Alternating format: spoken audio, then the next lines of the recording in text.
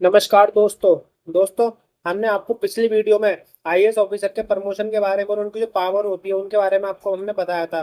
जब वो अलीगढ़ में as a district Aligarh district में वर्क दोस्तों कर रहे होते हैं, तो दोस्तों हमने आपको इस वीडियो में बताया था कि एसडीएम, एडीएम और DM as a district magistrate जब वो कलेक्टर दोस्तों वर्क कर रहे होते हैं, तो अलीगढ़ डिस्ट्रिक्ट के अंदर उनके पास दोस्तों किस तरीके की पावर होती है। तो दोस्तों आज हम आपको इस वीडियो में आपको उस वीडियो से आगे बताएंगे कि जो डिस्ट्रिक्ट मजिस्ट्रेट के बाद जो प्रमोशन होता है ना उनका, तो दोस्तों कैसे कैसे उनके पास जो पावर होती है वो बढ़ती चली जाती है, और किस लेवल पे वो दोस्तों किस तरह का उनका वर्क होता है और कहाँ पर दोस्तों कितनी उनके पास भयंकर पावर आती है।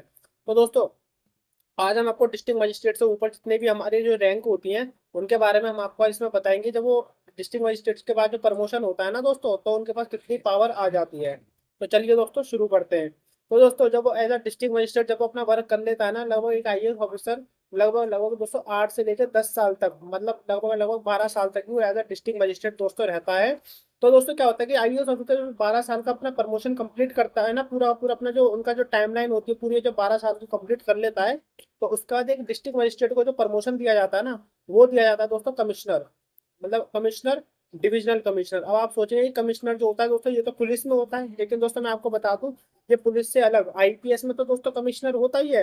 हम आपको आईपीएस के लिए एक अलग से सेपरेट वीडियो बना देंगे जिसके अंदर बताएंगे किस पुलिस वाले के पास किस क्षेत्र में कितनी पावर होती है। तो दोस्तों जब आईएएस ऑफिसर को जब डिस्ट्रिक्ट मजिस्ट्रेट के बाद जब डिविजनल कमिश्नर बनाया जाता है ना, जिसे दोस्तों हिंदी में एक मंडल आयुक्त भी कहते हैं। मंडल आयुक्त जब वो बनता है एक आईएएस ऑफिसर डिस्ट्रिक्ट मजिस्ट्रेट के बाद, जब एक डिविजनल कमिश्नर बनता है ना, तो उसके पास जो पावर होती है ना, वो दोस्तों किस लेवल पे होती है कि मतलब मतलब उसके अंदर ना, जैसे एक डिस्ट्रिक्ट मजिस्ट्रेट था उसके पास कितनी भयंकर पावर थी। तो दोस्तों वही जो डिस्ट्रिक्ट मजिस्ट्रेट की जो पावर होती है ना, तो दोस्तों उसके नीचे ऐसे 4 डिस्ट्रिक्ट मजिस्ट्रेट आते हैं। कहेंगे दोस्तों आप समझ रहे हो, कहेंगे दोस्तों 4 डिस्ट्रिक्ट मजिस्ट्रेट भी आते हैं, कहीं 5 डिस्ट्रिक्ट मजिस्ट्रेट भी उसके अंडर में दोस्तों कमिश्नर है, डिविजनल कमिश्नर जो मंडल आयुक्त मैं आपको बता रहा हूँ, उसके अंडर में दोस्तों लगभग 4 से 5 डिस्ट्रिक्ट मजिस्ट्रेट आ जाते हैं, कलेक्टर 5। ये भयंकर पावर आ जाती है जब एज ए डिस्ट्रिक्ट मजिस्ट्रेट के बाद जब उसका promotion as a divisional commissioner जब होता है दोस्तों। तो सोच रहे हो, अब हम आपको एग्जाम्पल के तरह समझाएंगे, क्योंकि ऐसे तो आपको पिछली वीडियो में भी पता था, इस वीडियो में भी आज हम दोस्तों एग्जाम्पल की तरह समझाएंगे। एग्जाम्पल के लिए लो दोस्तों अलीगढ़। अलीगढ़ दोस्तों क्या है ना, अलीगढ़ एक डिस्ट्रिक्ट भी है और अलीगढ़ दोस्तों एक मंडल भी है। मतलब अब जो कमिश्नर होगा ना वो मंडल लेवल पर वर्क करेगा, क्योंकि जो डिस्ट्रिक्ट मजिस्ट्रेट है वो तो दोस्तों डिवीजन, वो एक डिस्ट्रिक्ट लेवल पर वर्क कर रहा है। तो दोस्तों जो डिविजनल कमिश्नर होगा ना, वो दोस्तों एक मंडल लेवल पर वर्क करेगा, क्योंकि डिवीजन का मतलब होता है दोस्तों मंडल आयुक्त, डिविजनल कमिश्नर, मंडल आयुक्त। जब वो डिविजनल कमिश्नर जब वहां पे वर्क कर रहा होगा ना, तो दोस्तों क्या होता है कि उसके अंदर में 4 डिस्ट्रिक्ट मजिस्ट्रेट आ जाएंगे। अब आपको अलीगढ़ के डिस्ट्रिक्ट के तरह बताते हैं कि अलीगढ़ एक डिस्ट्रिक्ट भी है और अलीगढ़ एक डिवीजन भी है। अब अलीगढ़ में डिवीजन है अलीगढ़, तो उसके अंदर कौन कौन से डिस्ट्रिक्ट आते हैं दोस्तों, अलीगढ़ के अंदर जो डिस्ट्रिक्ट आते हैं ना, वो आते हैं दोस्तों अलीगढ़ के अंदर हाथरस आता है, कासगंज आता है और दोस्तों एटा आता है। अब अलीगढ़ के अंदर 4 डिस्ट्रिक्ट आते हैं, हाथरस, कासगंज, एटा और हमारा अलीगढ़, हाथरस, कासगंज, एटा, मतलब 4 हो गए। इन चारों में से किसी एक को क्या बना दिया जाता है, एक डिवीजन बना दिया जाता है। तो दोस्तों ये जो पावर दी जाती है ना, ये अलीगढ़ को दे दी जाती है। अब दोस्तों एग्जाम्पल के हम आपको एक बताते हैं आगरा।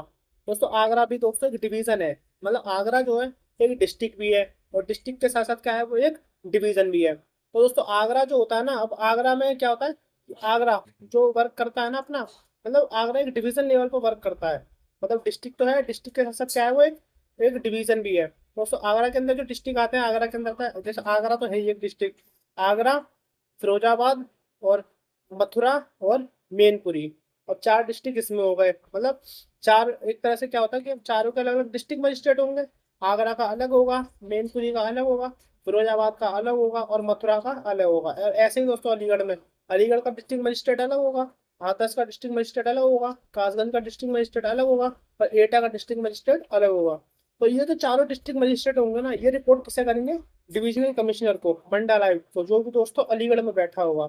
जिसकी जो सिटिंग होती है ना दोस्तों वो अलीगढ़ में होगी। जैसे कि दोस्तों आगरा का डिस्ट्रिक्ट मजिस्ट्रेट, मथुरा का डिस्ट्रिक्ट मजिस्ट्रेट, मैनपुरी का डिस्ट्रिक्ट मजिस्ट्रेट, और वहीं पर दोस्तों किसका, फिरोजाबाद का डिस्ट्रिक्ट मजिस्ट्रेट। तो इन चारों का जो डिस्ट्रिक्ट मजिस्ट्रेट होगा ना, ये दोस्तों किसे रिपोर्ट करेंगे, आगरा के डिविजनल कमिश्नर को।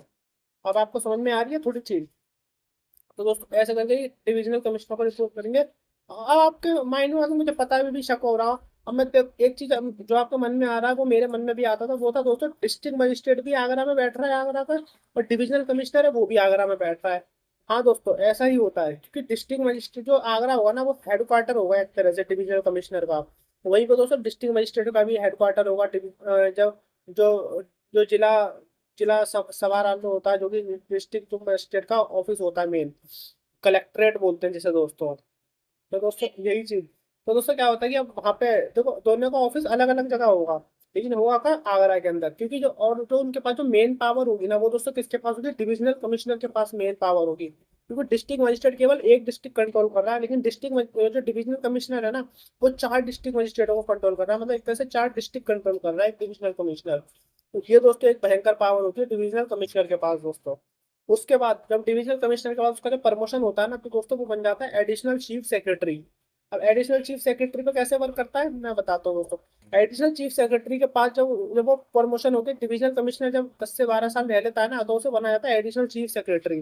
तो जब भी दोस्तों एडिशनल चीफ सेक्रेटरी वर्क कर रहा होता है ना, तो पूरी स्टेट के अंदर, पूरे राज्य के अंदर जो एक मंत्रालय होगा ना, उस राज्य का जो एक मंत्रालय होगा, चाहे वो मंत्रालय होम का हो, चाहे वो मंत्रालय कृषि का हो, मतलब किसी भी रिलेटेड जो मंत्रालय होगा, मेन मिनिस्ट्री होगी पूरे डिस्ट्रिक्ट की, जो स्टेट की जो मिनिस्ट्री होती है, उसका जो हेड होगा ना, वो दोस्तों एडिशनल चीफ सेक्रेटरी होगा।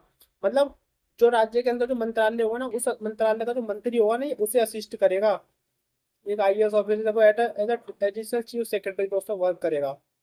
तो सोच रहे हो, मतलब पूरा का पूरा मंत्रालय आपको हेड करना है, क्योंकि मंत्री को दोस्तों क्या होता है, मंत्री एक तरह से एक सामने का चेहरा होता है, लेकिन पीछे जो वर्क कर रहे होते हैं ना, वो दोस्तों एक ऑफिसर ही वर्क कर रहे होते हैं, पूरी पॉलिसी एक ऑफिसर। मतलब आप देख रहे हो, एक समय पे आप एक दोस्तों डिस्ट्रिक्ट के लिए कानून बना रहे थे, उसके बाद आप एक एक समय पे दोस्तों डिविजनल के लिए कानून बना रहे थे, मतलब चार डिस्ट्रिक्ट के लिए कानून बना रहे थे। लेकिन अब जो कानून बनेगा ना, वो दोस्तों पूरे स्टेट की एक मिनिस्ट्री, पूरे के पूरे एक डिपार्टमेंट को दोस्तों पॉलिसी बनेगी उसके तहत आपके लिए। सोच रहे हो कितनी भयंकर पावर होगी इस टाइम पे। जो एडिशनल चीफ सेक्रेटरी जो होगा ना, पूरे डिस्ट्रिक्ट की, पूरे स्टेट की जो एक मिनिस्ट्री होगी ना, उसे असिस्ट करेगा दोस्तों। ये एक एडिशनल चीफ सेक्रेटरी वो मंत्री के साथ होता है, मंत्रालय में बैठता है, और उसका जो सीधा का सीधा जो बैठता है ना, वो सीधा दोस्तों राज्य की राजधानी में बैठता है। कहाँ बैठेगा दोस्तों, लखनऊ में। सीधी उसकी सिटिंग कहाँ होगी, लखनऊ में। वो लखनऊ के अलावा, क्योंकि जो सारे के सारे जो मंत्रालय होते हैं ना स्टेट के, वो दोस्तों राज्य की राजधानी के अंदर होते हैं सारे मंत्रालय। तो सोच रहे हो एडिशनल चीफ सेक्रेटरी, अतिरिक्त मुख्य सचिव, कितना पावरफुल पद है दोस्तों, सीधा मिनिस्ट्री में जाके बैठता है वो। उसके बाद जो उसका अगला प्रमोशन होता है ना, वो होता है दोस्तों चीफ सेक्रेटरी। चीफ सेक्रेटरी मतलब दोस्तों मुख्य सचिव। अब आप सोच रहे हो कि दोस्तों इसकी पावर ना बिल्कुल आप मुख्यमंत्री के बराबर ही मान लो। वो मुख्य सचिव जो होता है ना, वो सीधा का सीधा किसे असिस्ट करता है, मुख्यमंत्री को। और स्टेट के अंदर, पूरे राज्य के अंदर, मतलब यूपी, यूपी का जो मुख्य सचिव होगा ना, उसके पास यूपी से रिलेटेड किसी भी तरीके का डिपार्टमेंट, किसी भी तरीके का मंत्रालय, किसी भी तरीके का कोई भी चीज हो, सब दोस्तों चीफ सेक्रेटरी के हाथ में होता है। जब वो एज चीफ सेक्रेटरी वर्क कर रहा होता है ना, तो दोस्तों पूरे राज्य के अंदर सबसे पावरफुल जो पद होगा ना, वो दोस्तों मुख्यमंत्री का होगा। और मुख्यमंत्री के बाद जो सबसे पावरफुल पद होगा, वो दोस्तों चीफ सेक्रेटरी का होता है।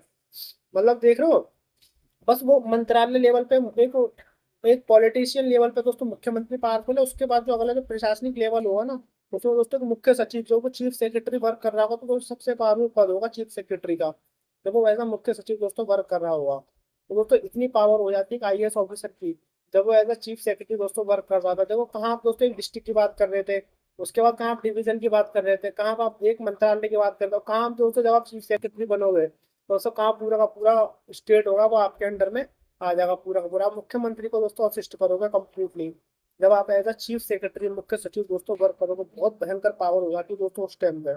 दोस्तों आपको हमारी वीडियो कैसी लगी, आगे के लिए हम आपको अगली वीडियो में बताएंगे। चलिए दोस्तों, नमस्कार। हमारी वीडियो को लाइक शेयर और सब्सक्राइब करें। नमस्कार।